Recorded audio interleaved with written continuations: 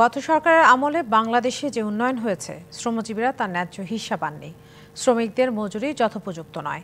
সেই সঙ্গে শ্রমিকদের স্বার্থ সুরক্ষায় বাসস্থান, মাতৃত্বকালীন সুবিধা সহ যেসব ব্যবস্থা থাকার কথা, সেগুলো যথেষ্ট নয়।